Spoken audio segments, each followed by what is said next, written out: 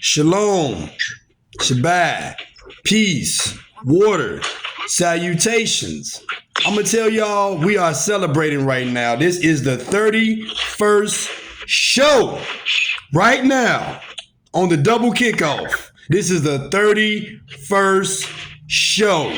And we are celebrating, and we is finna do a shebang bang tonight on this one. If y'all tune in to the first open conversation with my ex-wife, I thank y'all and appreciate y'all very much. But now we're going to have a second guest, Allgale Gardens, Allgale Murray, 3130, Block 3. We have Sean from Block 3 on the open conversation. And this discussion tonight, all about here on the University College of Masculinity. And I am your host, Dean, Professor, and Teacher 2-4. Now, let's get into it. Kim, is you there? Yes, how y'all doing, everybody? This is your girl, candoshawndy, a.k.a. Winter, from the 3130, like he said. Many ways in there, no ways out. How That's y'all right. doing this evening? So the topic tonight is going to be about what can we do to fix situations in our community when it comes to relationships, when it comes to our children, when it comes to parenting, when it comes to partnership and everything. What do you think about that? Well, I would like to say thank you for having me on your show today. You're welcome. Thanks. And I would like to address the situation far as with relationships and what I feel and my personal opinion about it. Mm-hmm. I feel like far as with masculinity and relationships, and I feel like so many men in a relationships lose masculinity because of the role that they let their women play. Far as like being masculine, taking out the garbage, paying all the bills, having threesomes. You know, after so long of that, and this is all just my personal opinion, I feel like as if the woman thinks she's supposed to be the masculine one. Not even just thinks she's supposed to be the masculine one, she becomes the masculine one, and then gets to overstep her boundaries. Not only does she overstep her boundaries, you know, she gets to basically treating her loved one, her spouse, her man, you know, like nothing, you know, just if that makes any sense, just touching on that subject.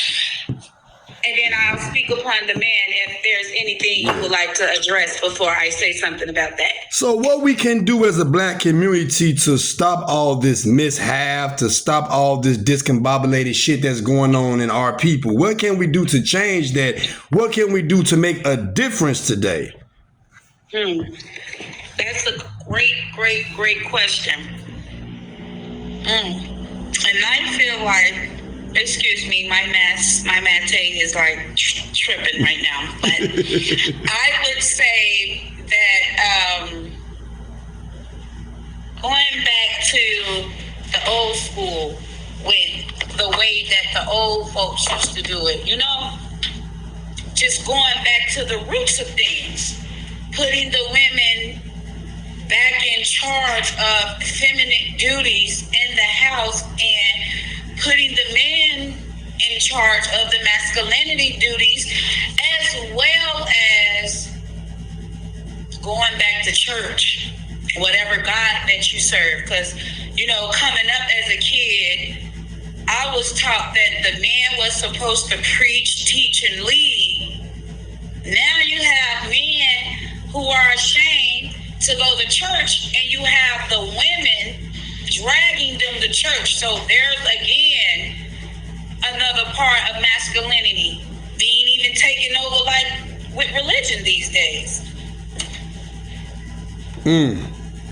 Well, I look at it as being a man in these times that a lot of men are very feminine. A lot of men are not built and fit to be the man that they need to protect and provide, because it's like they want attention. They want to be loved. They want to be cared for. It's like they became woman instead of being man. So we got to learn to get back to the man perspective of being masculine, of having that role to lead and provide in our household. But that's hard to do when you got social media, when you got all these different type of outlets of, you know, material things, and everybody want to keep up with the Joneses. And a lot of men think that in order to be masculine, that you got to use your money to, you know, seduce a woman, to make her respect you and all that. So what is your perspective on that? Well, my perspective on that would be, I just feel like if everyone go back to the root of things, of how things should be, and back to the root of how they was raised, and because certain things that the elders did, they was on the money with a lot of things. That's just how I feel.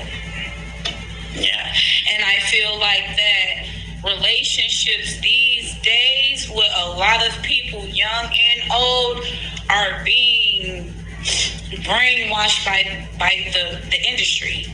The music, they're, instead of taking joy in the music and just having fun with the music, you know, it's like they're trying to live this persona of the life that they're seeing. Oh, F my baby mama, F my baby daddy, put a Mickey in a drink, put a Mickey in his drink, you know? Like, it's just, to me, hip-hop has a lot to do with the culture of the people today. How do you feel about that? Well, how do I feel about that in hip-hop as being a label executive, as growing in my first beginning of the branch of my career? I say that they want to, well, the old industry wanted to influence the people to negativity, influence the people of doing nothing but wrongdoing and harm to each other and wickedness. Now it's a new industry. It's a new era. The only thing we're doing is just helping you push yourself and get further. Yes, it does play a lot in the music. It does play a lot in the movies.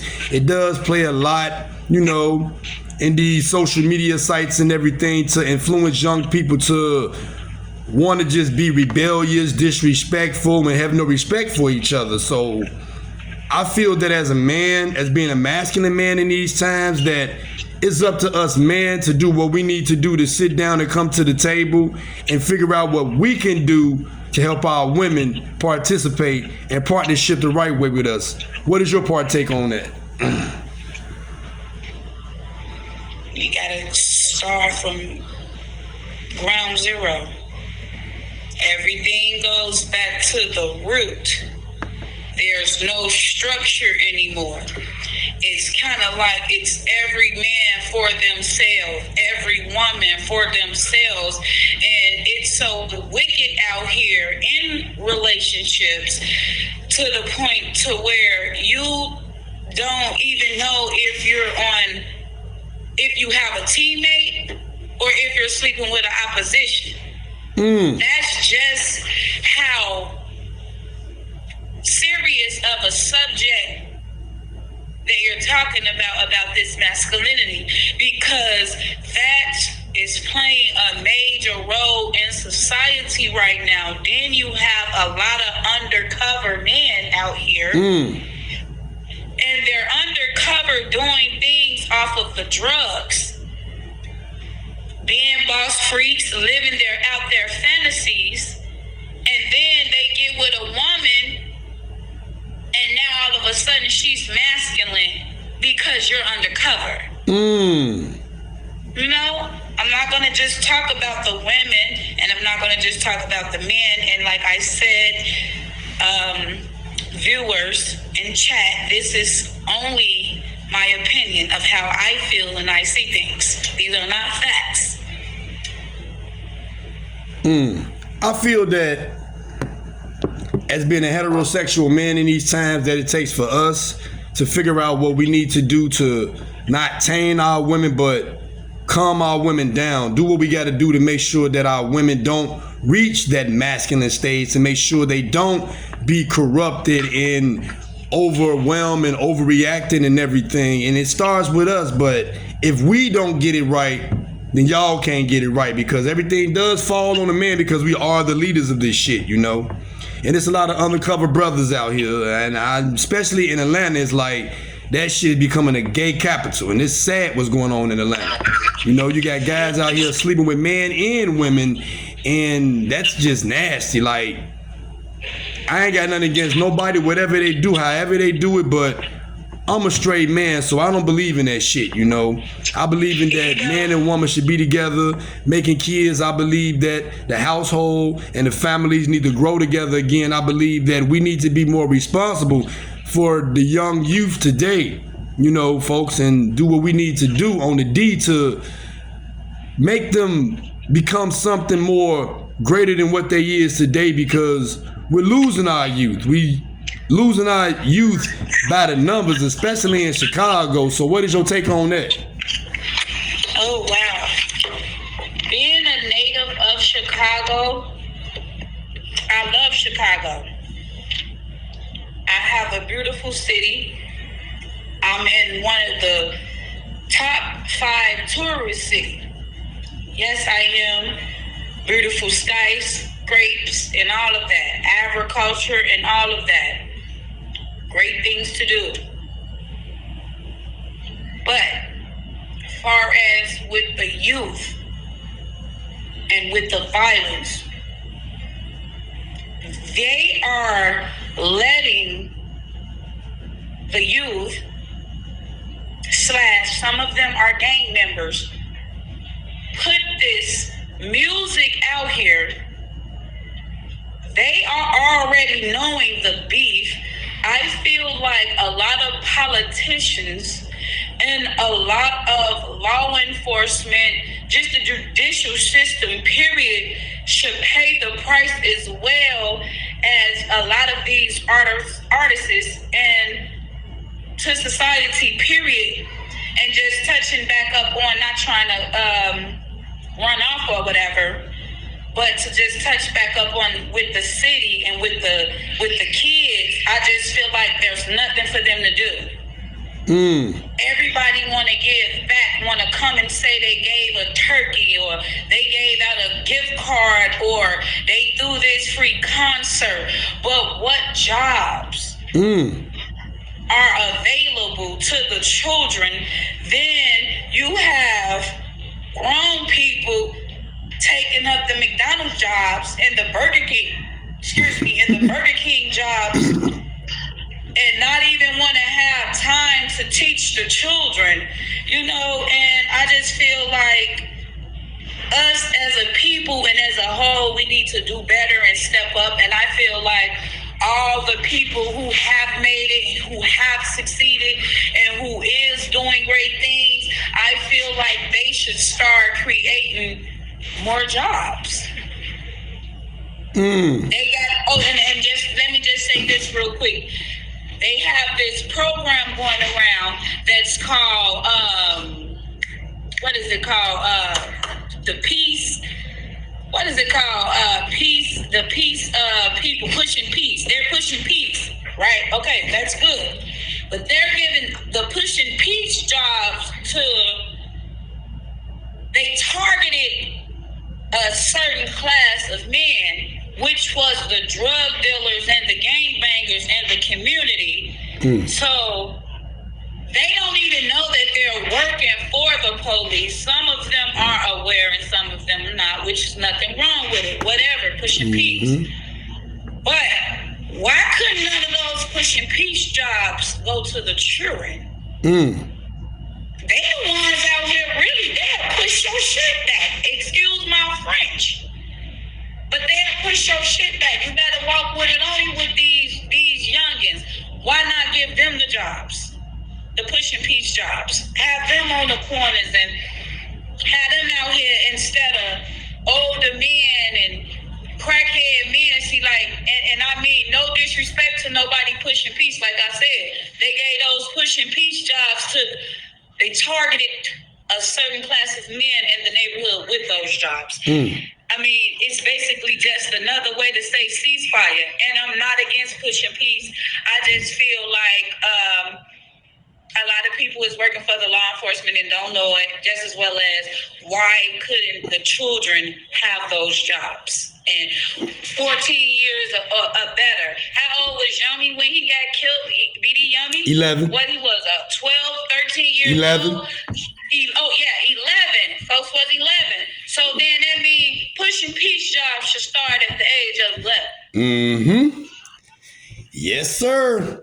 That's all the time we have for today. Thank you, Kim, for being a guest on the show. Till next time, take care of your people. Look out. Thank you. Move right. Class is dismissed. Like, share, comment, send a heart to help me build an extra algorithm to grow a better audience. All right, Kim, we out. Calling me my mama name, y'all.